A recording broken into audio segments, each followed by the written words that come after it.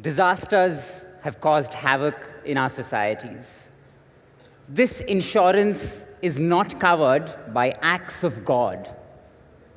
Natural disasters strike again.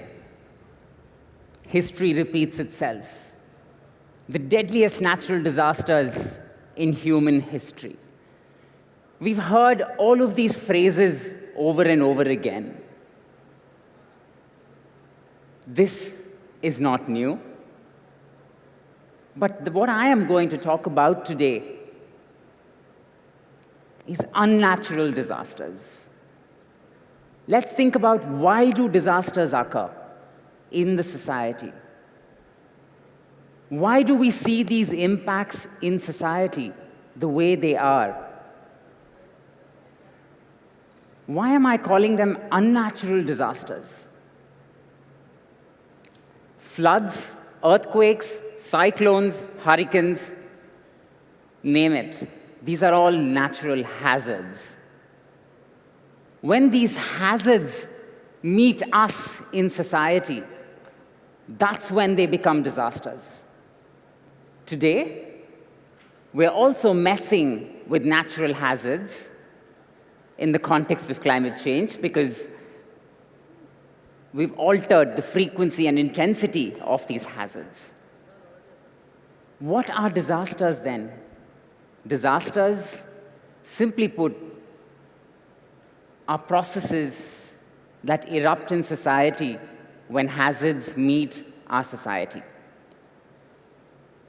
Take a look at this picture and let's think about a landslide or a mudslide that might occur right there. Who put these buildings here? Why did we allow these constructions to happen? Let's also ask ourselves, who probably lives here? Is it a choice? It's probably, and most likely, lack of resources, lack of access to resources, and lack of choices. It's very often the poor, the marginalized, who live in hazardous places. It's always important to ask ourselves who lives in these hazardous places. What I am talking about is not completely new. I'll take you back to the Lisbon earthquake, the famous Lisbon earthquake of 1755. A conversation between two great thinkers, Voltaire and Rousseau, who said nature did not construct these 20,000 houses of 6 and 7 stories there. This was in 1755. And today, we continue to have the same conversation of natural disasters. What is wrong about calling them natural disasters?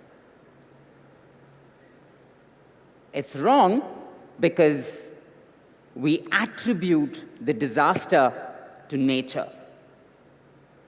Simply put, that means we place blame and responsibility for human action and inaction on nature.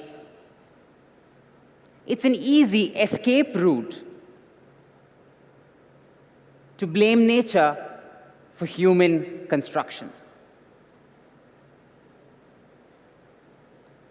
That's when we sit comfortably and think about, what can we do about this? The rain was unprecedented. There's nothing that we can do about climate change.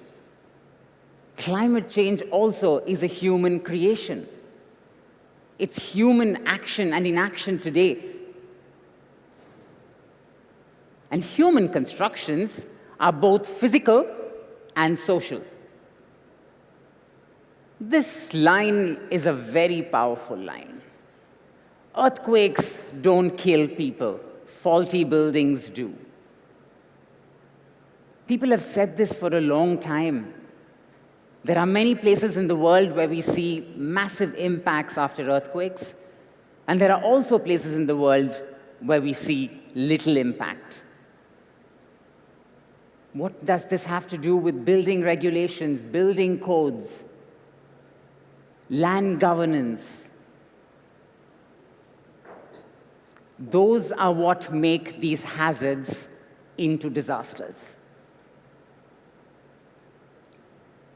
What's more important is we often forget the social side of disasters. And that's what we, people like me, have been trying to understand. Why are people impacted this way? We're currently working on a very interesting project looking at the role of social media and crowdsourcing in disasters in a European Union context. And what we find is very interesting, that most of the research and most of the conversations on this topic are around the technology and the hazard and less about the people affected by disasters.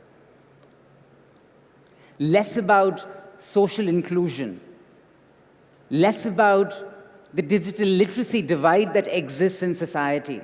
How many people can read and write? How many people can understand in a language that we communicate?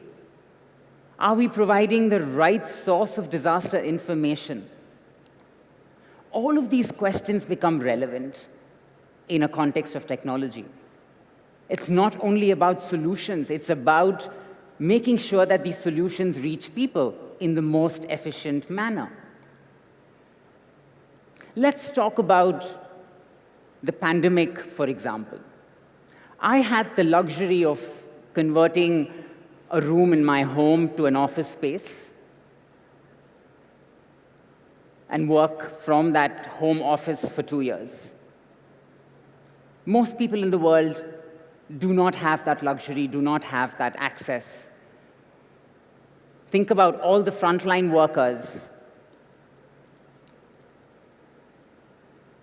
This digital divide, for example, education really showed us during the pandemic.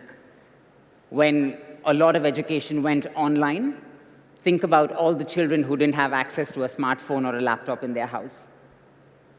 That's the social side of disasters.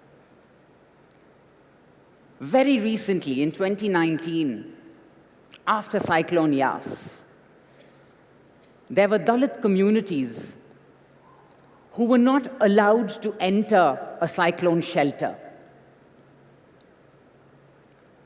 That's not a manifestation of the disaster. That's a manifestation of everyday life. That's a manifestation of how we are organized as a society.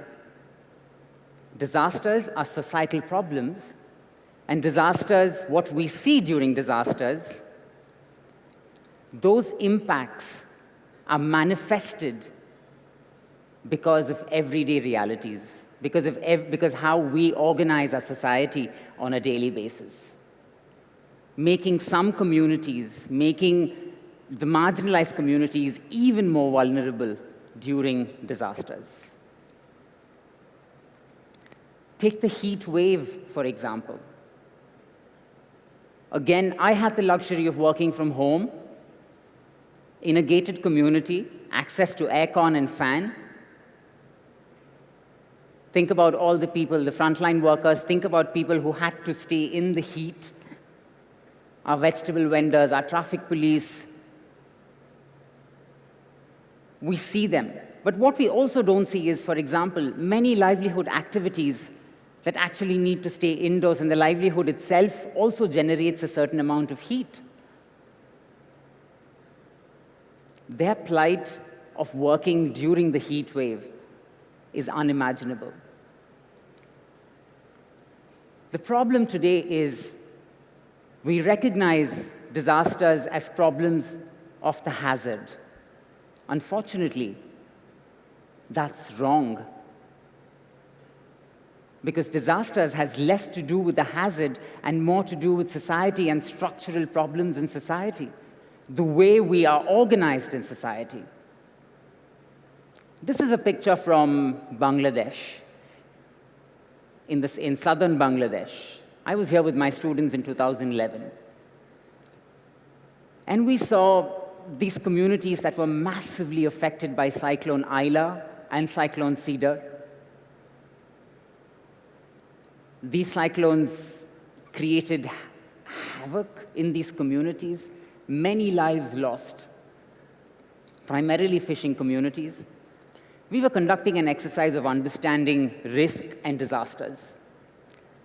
And we were ranking the different hazards that affect these societies.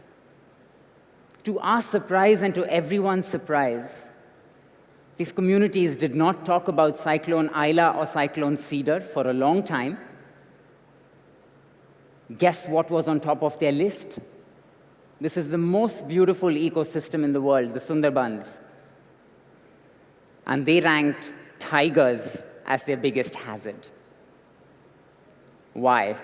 Because they venture to fish, and tigers, they're worried that their tigers will eat away their men. They put their life at risk every day for a livelihood. Our understanding of disasters is primarily only about hazards, but it's about lives, livelihoods, social status, and all that comes with it in society. And today, there is a much wider discussion on this topic of wildlife and how it's becoming a huge conversation within the disaster risk management community. India and Bangladesh are considered champions of disaster preparedness and evacuation. We've come a long way from the super cyclone of 1999. When I was a kid in school, I remember raising funds for the super cyclone,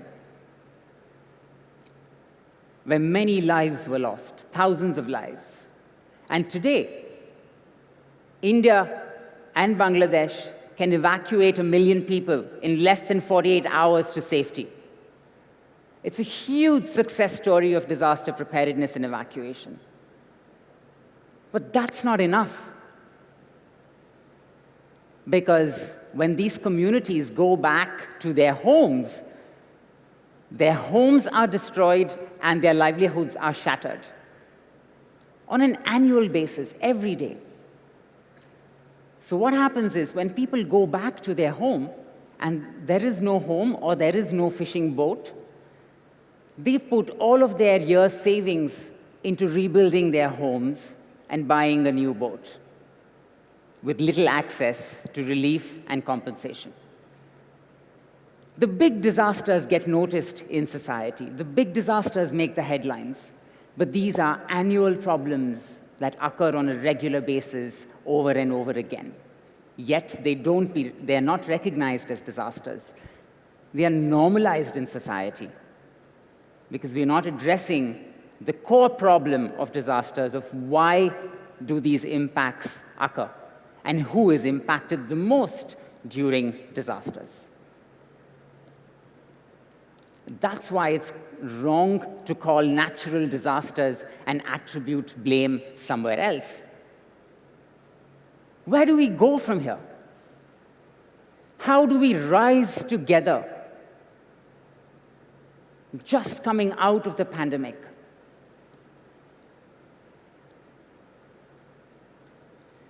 we will only rise together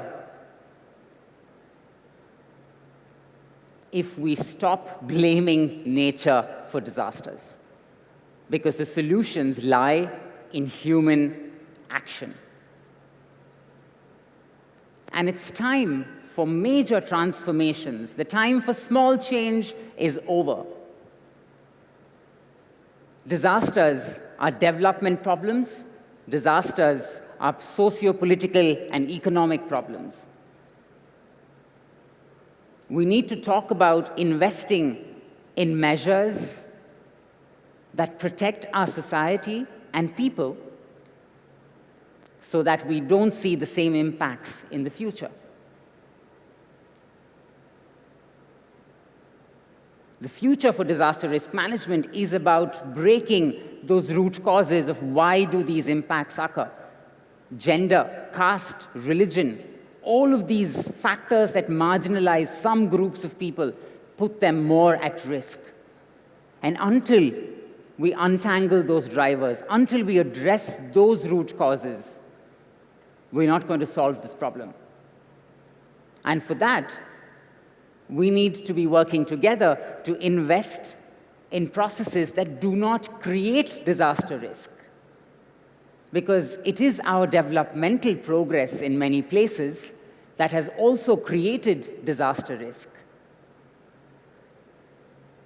Think about all the communities who get impacted by disasters on a regular basis and let's ask ourselves that question. Why do these communities get impacted disproportionately? All of us are impacted by disasters, but there are many communities who are disproportionately impacted on a regular basis, over and over again.